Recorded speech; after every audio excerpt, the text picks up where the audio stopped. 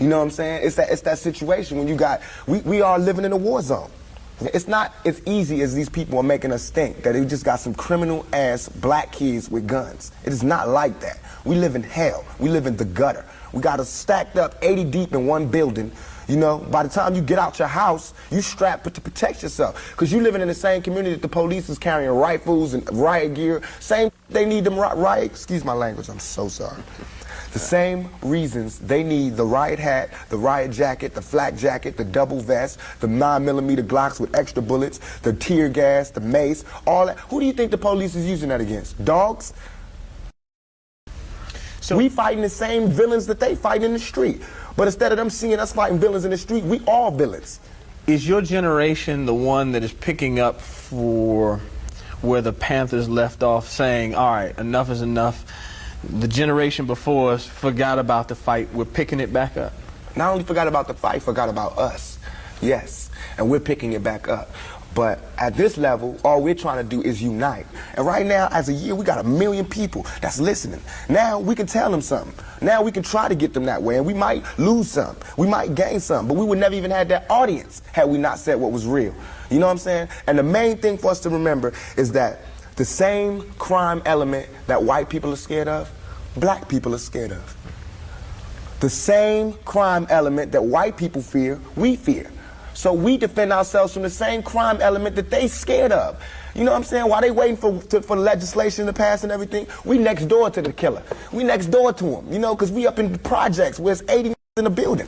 All them killers that they letting out, they right there in that building.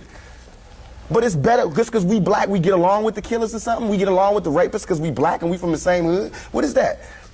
We need protection too. Finally, I want to ask you about something that someone else asked you in the interview, and I thought the answer was interesting because I think it speaks to you and your generation a lot. Someone said, where do you see Tupac 10 years from now? You said, hey, I just want to be alive.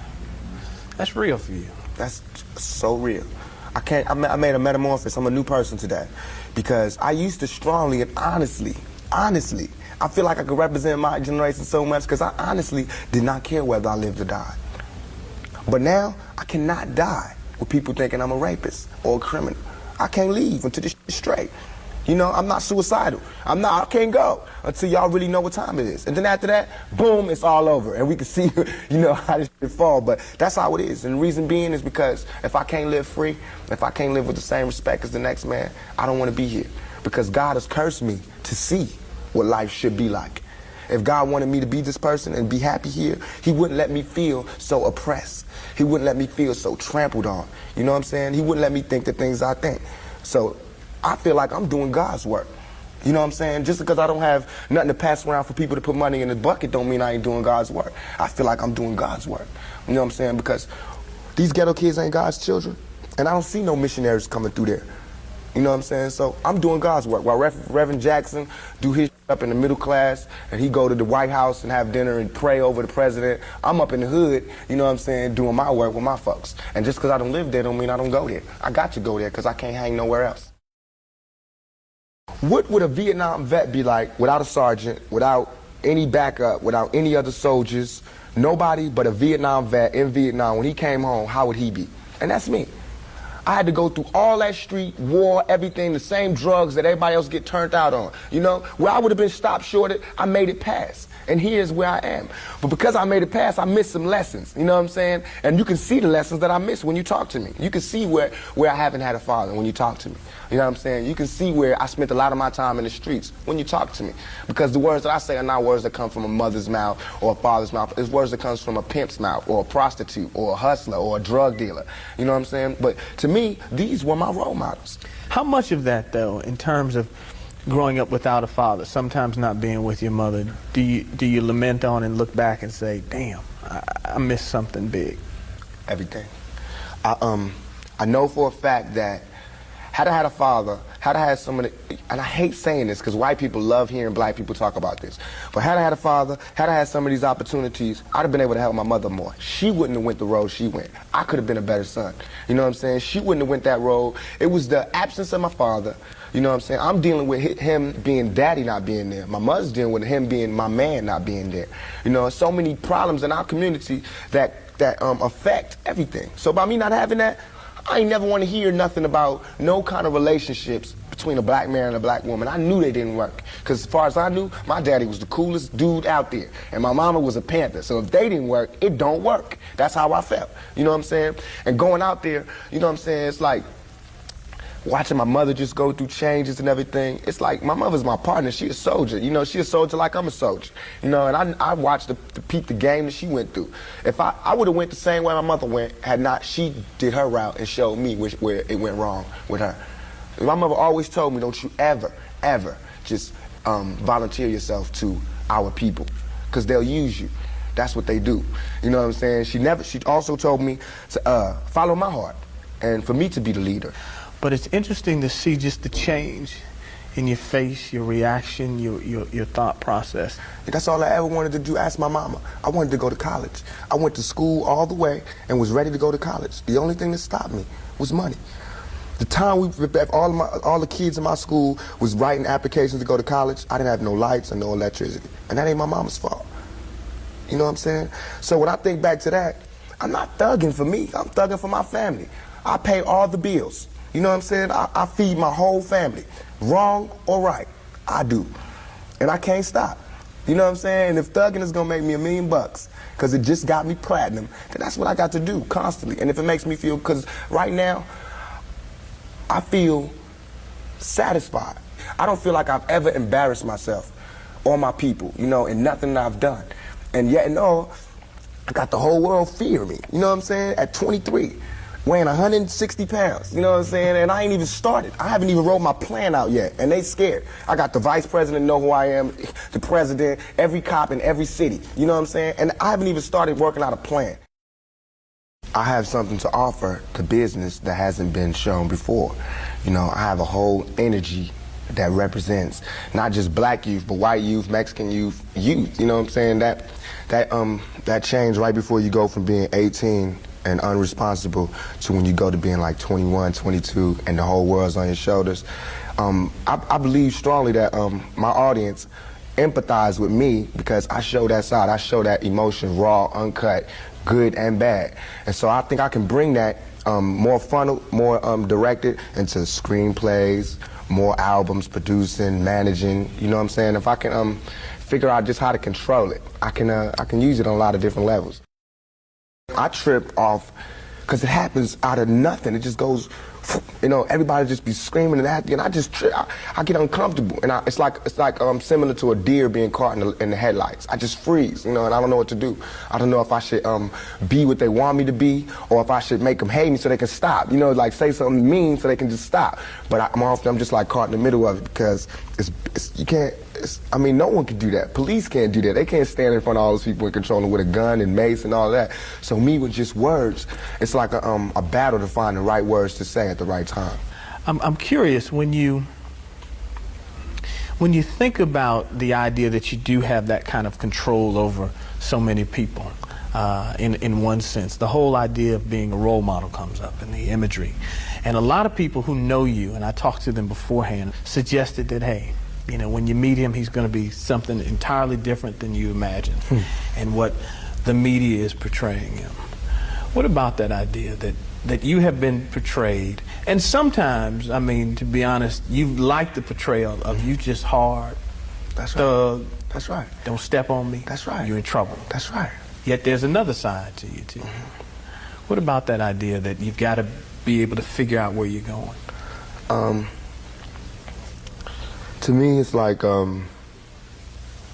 it is my sensitive side that likes to blow up the hard side, because if my image or my reputation can stop a confrontation before it happens, I'm fine.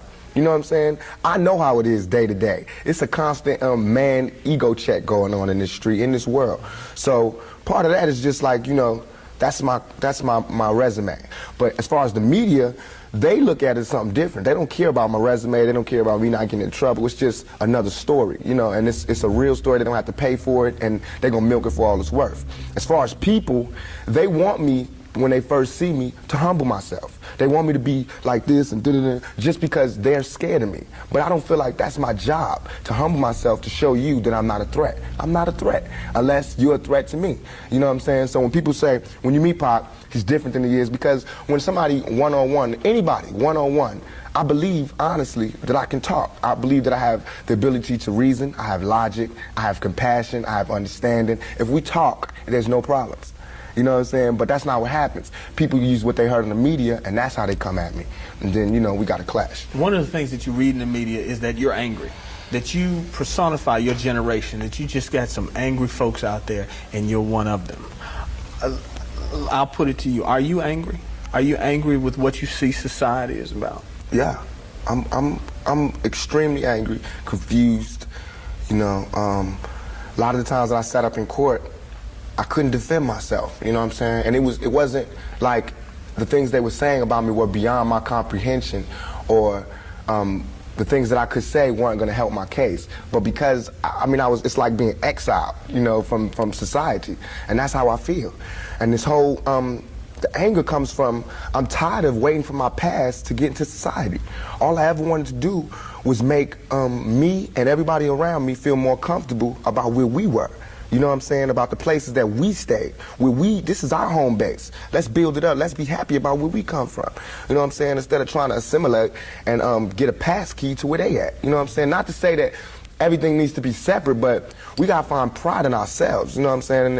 And once you get the pride, like, damn near 2 seconds after the pride comes anger from being held like that for so long, and to be made to go through those changes. You get mad, you know what I'm saying? I believe as soon as any black man receives his first 3 checks, he starts getting mad.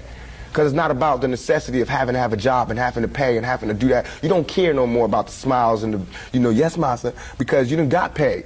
You know what I'm saying? And now it's like you want to save money. You want to help other people. And you see how far it is, how far you have to go to help anybody in your neighborhood. It's set up for me when I get paid, for me to exit the ghetto.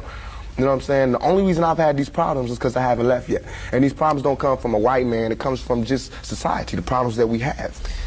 Let me put this to you. A lot of people tell me Tupac is, for the most part, a nice guy. This old thug thing, hype. Good for record sales. Helps him identify with the young people who are out there and angry, who would maybe label him a sellout, like they did Hammer, if he didn't have that hard side. What about that? First of all, nobody could call me a sellout. I'm not going for that. I'm not even in that. I'm not looking for approval from the black community, because we don't give approval. You know, we don't really do nothing but exist. So it's not like black people could tell me, you a sellout or you true blue. You know what I'm saying? It's not that. I'm not even caught up in that. But I can see that, you know what I'm saying, the one thing we do have in common as black people is we share that poverty. So the thug side is more closer to the poverty than me being rich. You know, how can I come to any community center, you know what I'm saying, sporting a Rolex Presidential, all these diamonds, and be like, look, we, you know what I'm saying, gotta. But now, when I say we, they know what I mean. I'm not saying like I live in this neighborhood and nothing, but I'm a thug, and they thugs. They can relate to it. I don't even have to say that, you know what I'm saying? When I come, I don't have to say I'm real. They already know that, you know what I'm saying? From me being me, from not pushing the thugness, but I know from the business that everybody in this business is always whispering in your ear about what you can't say, what you can't do, what you can't wear in this world and in this world. It's 2 worlds, a white world and a black world. All I did was stand in the middle, you know what I'm saying, and say I'm living in both worlds. I can go to the streets and survive, and I can go out here and do my business out here. I'm play devil's advocate again. Right. Critics say, yeah, but you're being pimped. You're being pimped by the record executives who will allow you to do your thug life because it portrays a certain black. I mean, you've heard it, yeah, that if you were just a singer, you wouldn't have the same record contracts you have. Right. But because you portray the thug life, the gangster rap, they've allowed you to make that money. They've allowed you to push and make your platinum. I beg to differ. You know what I'm saying? I'm getting pimped. That's true. But just like how a woman would be, you know what I'm saying? Anybody to be pimped. You know, it's like, it's not that you get pimped, it's how long you get pimped. You know what I'm saying? Because if you really look at this situation, it is not I who's being pimped.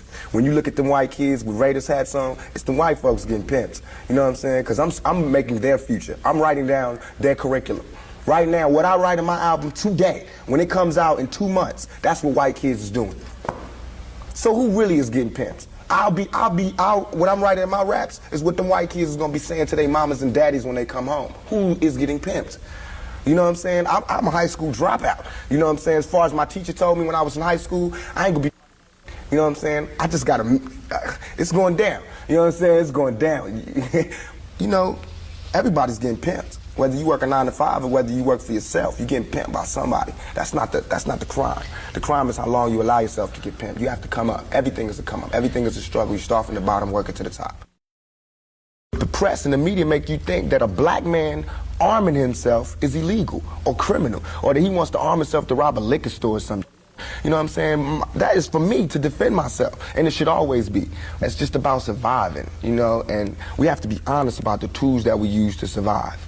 And why is a black life any more recoupable than a white life? You know what I'm saying? We know that they don't put the same security in the ghetto that they do in the whites in the white neighborhoods. So therefore, for me to be out here saying don't, you know, put your guns down and no violence, that's hypocritical. And if I didn't talk about the violence, everybody would act like the violence wasn't there. We, as rappers, bought that violence. We bought the violence that we seen on the street, we put in our records for years. And after 3-4 years, people finally starting to see it because of all the statistics that's going on in the streets. If we stop talking about it, then they wouldn't take statistics. And when they stop taking statistics, then we'd be killing each other in the street, and these white people wouldn't care no more. Only reason they care is because, you know, there's been some strays, and we done slipped over in the white neighborhoods, and there's kids in Iowa that want to be like us. You know what I'm saying? There's kids in Indiana that's trying to be like us, because they can relate too. You know what I'm saying? You even admitted, I don't live in that neighborhood anymore. There's no real reason for you to carry a 9mm. Don't believe that. Why? In 2 years, I've had a gun pulled on me by my limo driver, by police, by everybody. You know what I'm saying? And I better be. I better be. You know what I'm saying? I've been attacked. You ain't read the papers about these skinheads trying to blow up black churches. Why? They see me as the enemy just like y'all do. You know what I'm saying? They can come to my house and sit outside my house just like anybody else can. A skinhead. And once my life is gone, it's gone. Can't nobody give it back to me. Not the judge, not the president, not the governor, not Calvin Butts, not Jesse Jackson. They can't do nothing but come to my funeral and talk pretty about how black people suffer. You understand? And as far as Jesse Jackson, my first acting job was at the Apollo Theater when Jesse Jackson was running for president in 1984. It hurts me for him to say anything negative about any rapper because we supported him. He should support us. You know what I'm saying? As far as his image, you know what I'm saying? What was he doing? You know, he should be the last person talking about gun violence when he sat right there while Martin Luther King caught one in the neck. You know what I'm saying? Things ain't really changed that much. I swear to God, nothing I ever say is meant to be something where innocent people get hurt. Nothing I ever say is meant to be like a end all, let's go do it right now. Nothing. Everything I ever say, and if any, this is so we can set it clear, anything I ever say as it pertains to my peers and being strapped is only in self-defense. You know what I'm saying? Because right now where I'm at, the world is harsh. And I just don't got no beautiful stories. You know what I'm saying? I'm gonna just be getting them ready. Because that's why I think I messed up. If somebody would have grabbed me, pulled me to the side and been like, look, Tupac, as soon as you step out here, they're gonna be at you. If somebody would have explained it to me, I wouldn't have took the same mistakes. But I made those mistakes. And that was my job to stop somebody else from making those same mistakes. To lay it out. To lay out the real map on the world and how it is. Everything I'm saying is a warning, is a plea for help. If everybody is so goddamn worried about me, why ain't nobody came to help me? You know what I'm saying? I never wanted to be no star. This ain't my job. I don't care if everybody don't cheer for me. You know what I'm saying? If you're not cheering for me for what I'm doing, don't cheer for me. Don't cheer because you think I'm cute. You know what I'm saying? Screw that. Cheer for me for what I'm doing, for what I stand for. And when I go to jail, you should cheer louder. You know what I'm saying? Because I'm standing up for what I do. I'm not robbing nobody, not stealing from nobody. I never took nothing. Everything I do to represent my people. I do because I think this is what they want me to do. We killing each other because we killing ourselves. We not, when another man, I know, I've been in a position, it's out of our control. It's not like he wants to kill. He just doesn't want to die. You know what I'm saying? It's that situation when we are living in a war zone. It's not as easy as these people are making us think, that they just got some criminal ass black kids with guns. It is not like that. We live in hell. We live in the gutter. We got us stacked up 80 deep in one building, You know, by the time you get out your house, you strapped to protect yourself. Because you living in the same community that the police is carrying rifles and riot gear. Same, they need them riot, excuse my language, I'm so sorry. The same reasons they need the riot hat, the riot jacket, the flak jacket, the double vest, the 9mm Glocks with extra bullets, the tear gas, the mace, all that. Who do you think the police is using that against? Dogs? So we fighting the same villains that they fight in the street. But instead of them seeing us fighting villains in the street, we all villains. Is your generation the one that is picking up for where the Panthers left off, saying, all right, enough is enough? The generation before us forgot about the fight. We're picking it back up. Not only forgot about the fight, forgot about us. Yes, and we're picking it back up. But at this level, all we're trying to do is unite. And right now, as a year, we got 1 million people that's listening. Now we can tell them something. Now we can try to get them that way. And we might lose some. We might gain some. But we would never even have that audience had we not said what was real. You know what I'm saying? And the main thing for us to remember is that the same crime element that white people are scared of, black people are scared of. The same crime element that white people fear, we fear. So we defend ourselves from the same crime element that they scared of. You know what I'm saying? While they waiting for legislation to pass and everything, we next door to the killer. We next door to him, you know, because we up in the projects where it's 80 in the building. All them killers that they letting out, they right there in that building. But it's better, just because we black, we get along with the killers or something? We get along with the rapists because we black and we from the same hood? What is that? We need protection too. Finally, I want to ask you about something that someone else asked you in the interview, and I thought the answer was interesting because I think it speaks to you and your generation a lot. Someone said, where do you see Tupac 10 years from now? You said, hey, I just want to be alive. That's real for you. That's so real. I made a metamorphosis. I'm a new person today because I used to strongly and honestly, I feel like I could represent my generation so much because I honestly did not care whether I lived or died.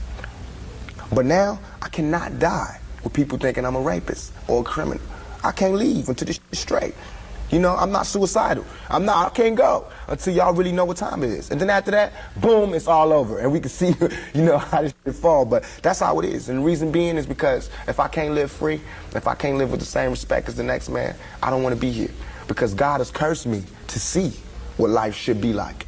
If God wanted me to be this person and be happy here, he wouldn't let me feel so oppressed. He wouldn't let me feel so trampled on. You know what I'm saying? He wouldn't let me think the things I think. So I feel like I'm doing God's work.